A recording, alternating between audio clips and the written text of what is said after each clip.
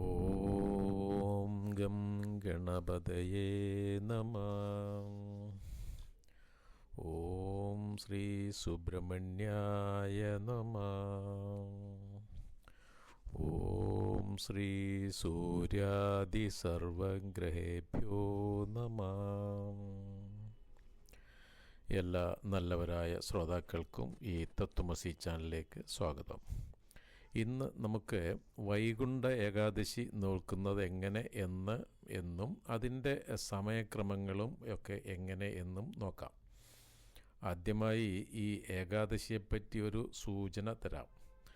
സർവ്വവ്രതങ്ങളിൽ വെച്ചും പുണ്യപ്രദവും ശ്രേഷ്ഠവുമാണ് ഏകാദശി വ്രതം നോക്കുക.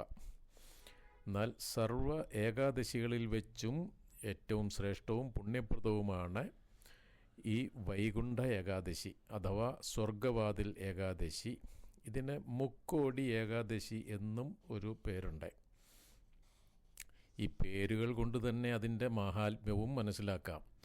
അതായത് ഒരൊറ്റ ഈ വൈകുണ്ഠ ഏകാദശി നോക്കുന്നത് കൊണ്ട് മാത്രം എത്ര പാപിയായാലും സർവ്വ പാപങ്ങളും തീർന്ന് അവന് അന്ത്യത്തിൽ വൈകുണ്ഠത്തിൽ എത്തുന്നതാണ്. ഇത് നോക്കുന്നവർക്ക്, അതുകൊണ്ടാണ് ഈ വൈകുണ്ഠ ഏകാദശി എന്ന്, ഇത് നോക്കുന്നവർക്ക് സ്വർഗവാതിൽ തുറന്നിരിക്കും എന്നാണ്. അതുകൊണ്ടാണ് സ്വർഗവാതിൽ ഏകാദശി എന്ന് പറയുക. പിന്നെ മുക്കോടി ഏകാദശി എന്ന് ഒരിതുണ്ട്. അത് 3 കോടി ഏകാദശികൾ നോക്കുന്നതിൻ്റെ തുല്യമായിട്ടുള്ള പുണ്യം ഈ ഒരൊറ്റ ഏകാദശി നോക്കുന്നത് കൊണ്ട് ലഭിക്കും എന്നാണ്. അല്ലാണ് ഈ മുക്കോടി ഏകാദശി എന്ന് പറയുന്നത്. ഇനിയിപ്പോൾ ഇത് എങ്ങനെ നോക്കാം എന്ന് നോക്കാം. നാട്ടിൽ ദേശാനുസൃതമായിട്ട് ചില വ്യത്യാസങ്ങളൊക്കെ ഉണ്ട്. ചിലയിടത്ത് ഏകാദശി വ്രതം അരി ആഹാരം കഴിക്കാതെ പുഴുക്കോ ഗോതമ്പ് കൊണ്ടുള്ളതോ ഗോതമ്പ് കഞ്ഞിയോ ഒക്കെ എന്തെങ്കിലും, അതും ഒരു നേരം മാത്രം കഴിക്കുന്ന ഒരു രീതി ഉണ്ട്. ഏകാദശി ഒരിക്കൽ എന്നാണ് അതിന് പറയുക. പക്ഷേ ഏകാദശി വ്രതം എന്നത് 3 ദിവസത്തെ വ്രതമാണ്. അതായത് ദശമിയുടെ അന്ന് 9-ാം തീയതി ദശമി ദിവസം ഉച്ചയ്ക്ക് ഒരു നേരം മാത്രം ചോറുണ്ണാം. അത് 9-ാം തീയതി ഈ പ്രാവശ്യം നേരത്തെ ഏകാദശി തുടങ്ങുന്ന കണ്ട് 9-ാം തീയതി 12 മണിക്ക് മുൻപായിട്ട് ഊണ് കഴിക്കണം. 12:20 മുതൽ ഏകാദശി തിഥി തുടങ്ങുകയാണ്. അപ്പോൾ മറ്റ് സമയങ്ങളിൽ ഒക്കെ പഴവർഗ്ഗങ്ങൾ, പാല്, ഈ ദശമിയുടെ അന്ന് പാല്, കാപ്പിയൊക്കെ ആകാം. ഏകാദശി വ്രതം ഒന്നും കഴിക്കാതിരിക്കുക, ഇത് ഉപവാസമാണ്. പിറ്റേ ദിവസം ദ്വാദശി ദിവസം പാരണയ്ക്ക് ശേഷം കാപ്പി, പാല്, പഴമൊക്കെ കഴിക്കാം. ഉച്ചയ്ക്ക് ഒരു നേരം മാത്രം ഊണ് കഴിക്കാം. വൈകിട്ടും പഴവർഗ്ഗങ്ങളോ പാലോ കാപ്പിയോ ഒക്കെ ആയിട്ട് കഴിക്കാം. ത്രയോദശി ദിവസം, അതായത് 12-ാം തീയതി കാലത്ത് കുളി കഴിച്ച് തീർത്ഥം കുടിച്ചു കഴിഞ്ഞാൽ ഏകാദശി വ്രതം കംപ്ലീറ്റായി. 3 ദിവസത്തെ വ്രതമാണ്.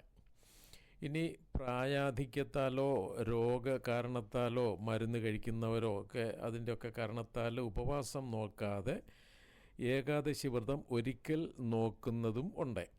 അരിയാഹാരമല്ലാതെ പുഴുക്കോ ഗോതമ്പ് കഞ്ഞിയോ മറ്റോ കഴിച്ച് നോക്കാം.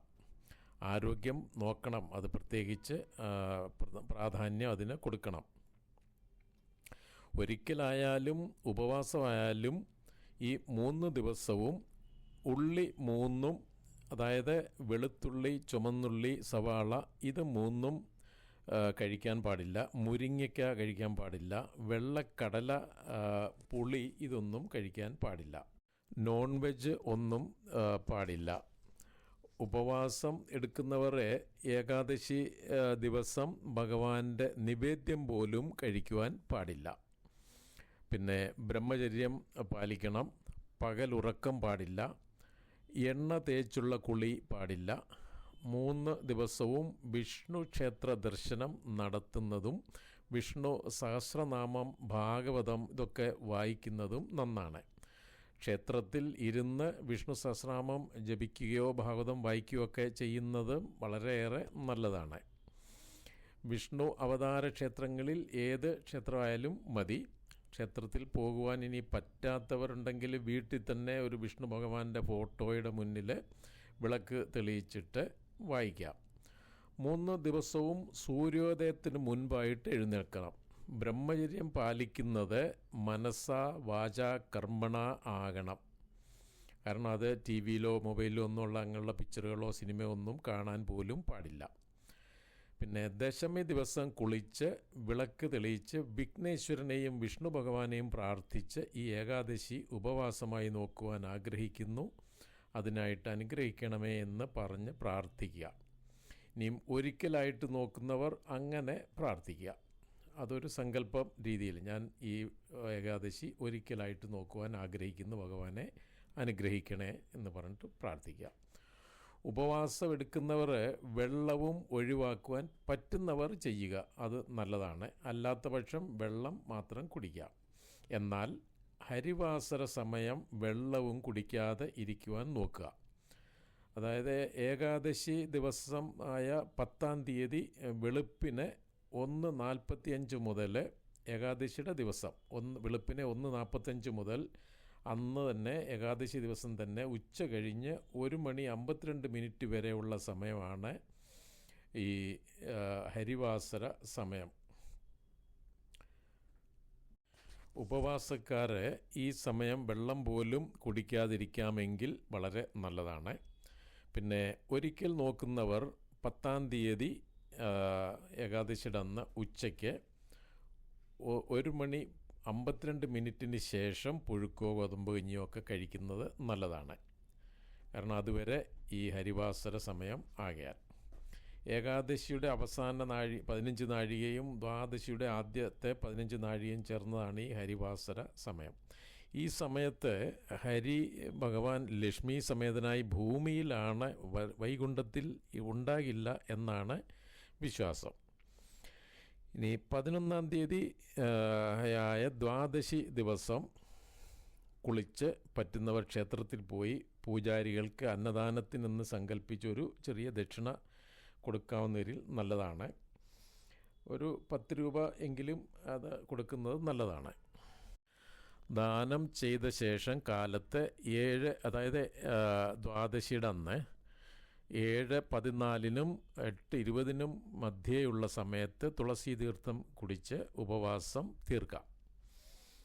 ത്രയോദശി ആയ 12-ാം തീയതി കാലത്ത് കുളിച്ച് തീർത്ഥം കുടിച്ചു കഴിഞ്ഞാൽ ആ ദ്വാദശി നാളിലുള്ള ഒരിക്കൽ വിടാം.